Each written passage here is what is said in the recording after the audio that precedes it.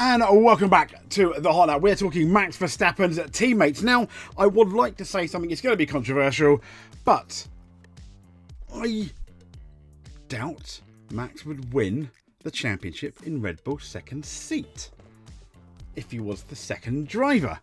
Shock horror? Perhaps. But allow me to explain.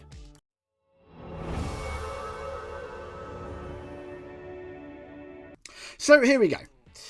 These are all Max's teammates that he's had. He's obviously had Carlos Sainz, Daniel Ricciardo, Pierre Gasly, Alex Albon, Sergio Perez, Liam Lawson, and obviously now, these are his previous teammates. He is, he's got into bed in the teammate variety with a certain Yuki Tsunoda. Max Verstappen has pretty much beaten all of them, apart from Daniel Ricciardo, who is, I think, the only teammate Max has had from the top of my head that's beaten him. I don't think Carlos Sainz did. So, moving on from that, let's then talk about some of Verstappen's teammates, and we're going to make some parallels with a certain Michael Schumacher when it comes to number one status, and a few interesting quotes from one of Schumacher's teammates. But before we get into that, let's have a look at this article about Pierre Gasly. And Pierre Gasly is saying that he could talk for hours about the issue every Max Verstappen teammate faces after that Sergio Perez exit. Now, if we go all the way back, everything seemed to be hunky-dory with Carlos Sainz-ish. They didn't like each other, but it seemed okay. It was fairly even. And with Ricciardo, it was fairly even, let's be honest. Ricciardo left because potentially Red Bull started favouring Max like Red Bull favoured Vettel in the Webber era. I say potentially. I'm sure Ricciardo's going to release a book or something at some point, maybe. But once we got to Pierre Gasly, it started to get a bit difficult, didn't it? If I'm honest, in 2019. So let's talk about Pierre Gasly then. So as we know, he's been driving quite well for Alpine. He's not been too bad at all. This is from December 2024. And the article was really stemmed from Liam Lawson confirming that he is going to be driving for Red Bull and be Max Verstappen's teammate. So, and it says here, in the early part of Gasly's career, it was much more unstable. Gasly was. For the first half of 2019, he struggled at Red Bull alongside Verstappen. That much is true. Even though Gasly was a solid driver. And he revealed that Gasly said he would need a lot of time to explain one problem he faced while being teammates with Verstappen. That's David Meija. I probably got that completely wrong, so apologies. Pierre Gasly, in short, as you can see the semi-subtitle headline here, Pierre Gasly feels he was served second at Red Bull alongside Max Verstappen. What, pray tell, do we mean? Well, Verstappen, as we know, since Daniel Ricciardo, it says here, in black and white, and it is true, we can't deny it. He's been the clear number one driver at Red Bull since Daniel Ricciardo left the joint Renault at the end of 2018. Now, to be fair, the Dutchman was quicker than both Gasly and Alex Albon throughout 2019 and 2020. And even, it says here recently, obviously, Sergio Perez was dropped for Liam Lawson. So a journalist for Formula Latina, he says Gasly feels that he was a clear second. He said, and this is what's quite interesting. He said, I spoke to Gasly in Abu Dhabi about Checo's situation. I asked if it was impossible to be Verstappen's teammate. And he said, I need hours to talk to you about this already, and I focus more on when you're in, when you're in the team. You need the team to do everything for you. Okay, fair enough. Every driver does. But then he carries on. From the side of the garage with you, they give 101, 102%.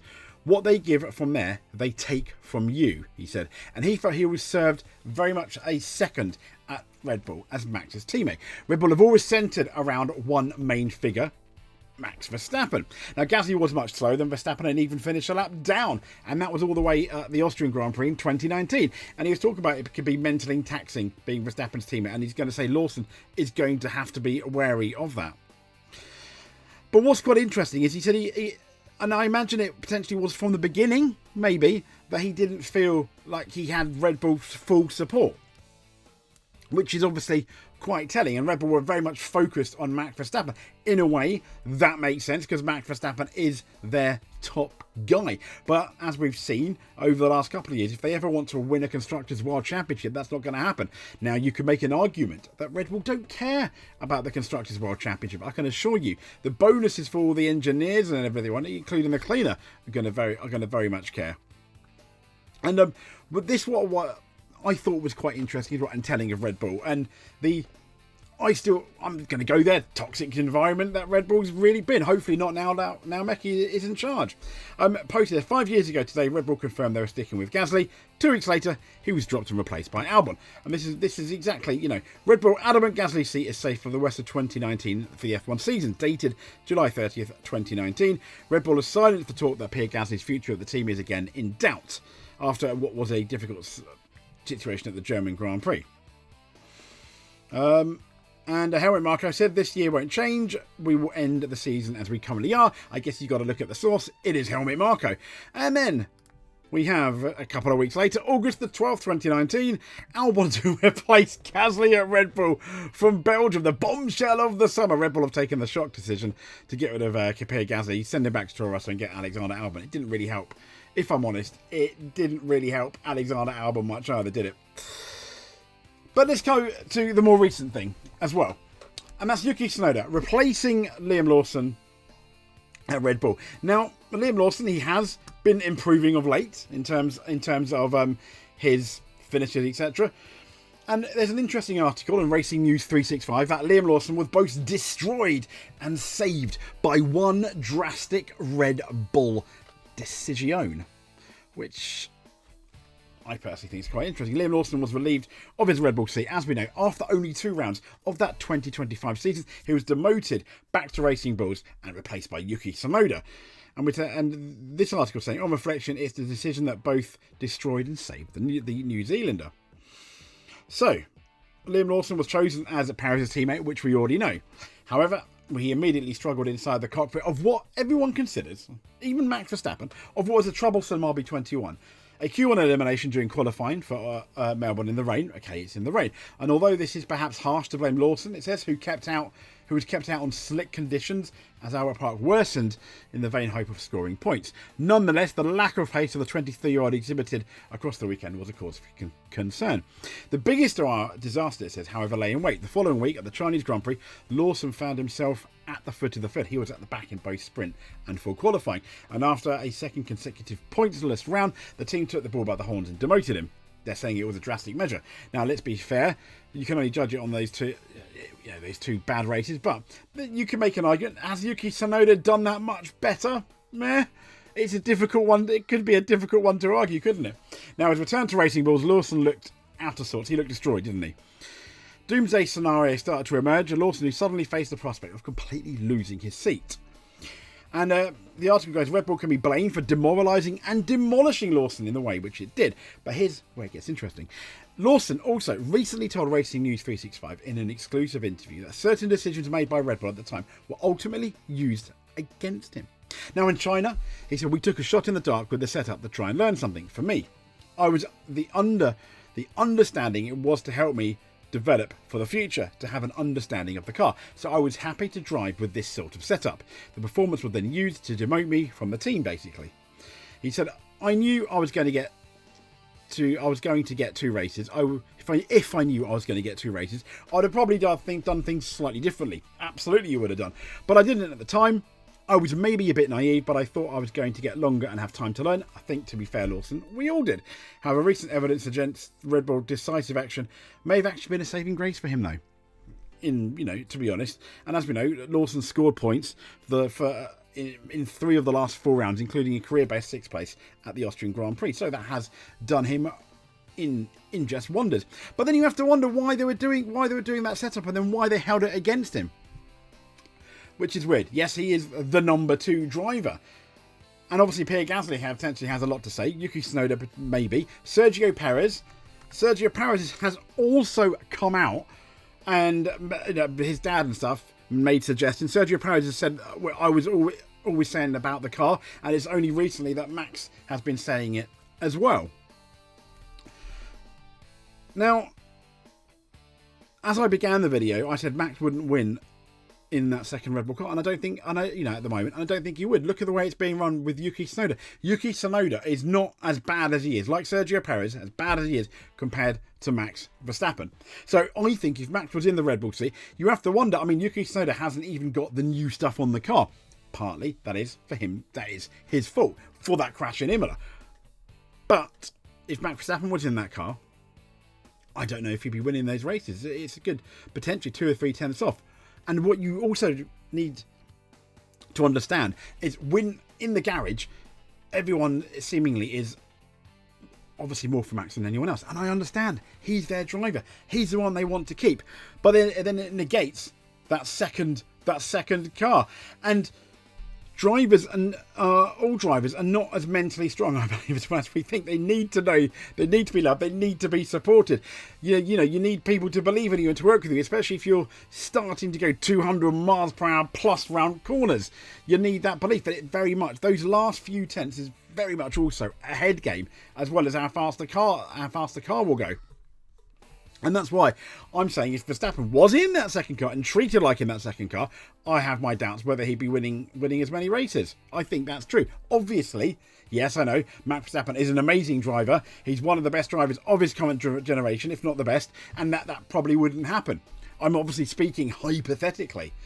If he was treated the same as the other Red Bull drivers in that second seat. Now, I've made that point.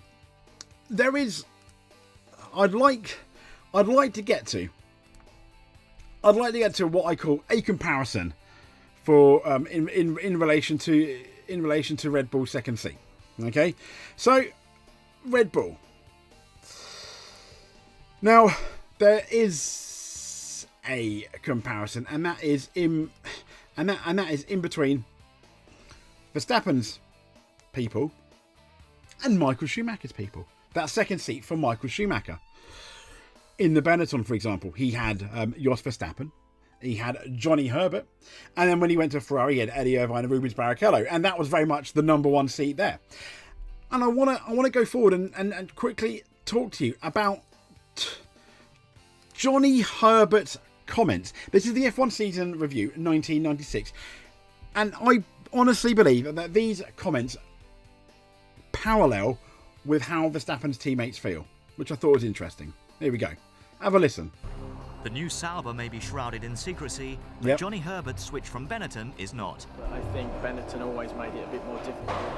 For me, not Michael himself. They always worked very hard with Michael, and then I was just there to drive the second car. But here... Now, I think that's very telling. I was just there to drive the second car. And I think that's exactly what Sergio Perez ultimately did. I think that's exactly what Liam Lawson very shortly was doing. And I think that's exactly what Yuki Tsunoda at the moment is doing at Red Bull. I think Herbert hits the nail on there. He, obviously this is 96, so we're talking nearly 30 years, 28 years later. But I think that is a really, really telling point. Here they seem to want to try and get both drivers to do a similar sort of job, and I think for Sauber as a team, trying to get into the big teams, they have to then work very hard with everybody. Everybody has to work, and it has to be a package to actually make that next jump. So hopefully that will happen this year. And I think that's really important. They have to make, it's a package, they have to make that next jump. And they have to work as a team. They need 2 drivers working towards that same goal, which is not currently what I believe you have at Red Bull. And I think that Red Bull second seat, therefore, is going to continue to be a poisoned, chaliced seat. A seat that no one wants. We've already seen the memes with Hadjar. Please don't go to that Red Bull second seat. It's going to ruin your career. We made jokes that it was going to ruin Yuki's career, and hey presto, it may have done. We might have to wait till the end of the season to see what Red Bull do. Now Max Verstappen is staying, I think that's probably majorly helped Yuki or Hadjar. But yeah, so at the moment, being Max Verstappen's team, it is not the best. It's not really that good a thing. Now, I don't think it's all Max Verstappen's fault. I have not seen his contract. I don't think his contract is as strict as Michael Schumacher's. I'm only guessing here. Having said that, I'm fairly confident in even cars, Max Verstappen will probably beat most people on the grid as their teammates in a fair scenario. But at the moment, Red Bull don't have a fair scenario, and they haven't had a fair scenario even since the days of Sergio Perez, and even since the last days of Daniel Ricciardo. If you remember that crash that both Ricciardo and Verstappen had at Baku, when it was Verstappen's fault, but a lot of people outside were saying that it seemed that Daniel Ricciardo was getting the blame for that. I'm just stating what I feel is potentially the obvious there. Anyway, if you made it to the end, please give us a subscribe. That'll be absolutely fantastic. If you're not subscribed, just If you're already subscribed even, hit that like button. But you just watching this is more than enough for us. But until then, thank you very much for watching. Stay safe, and we'll speak to you soon.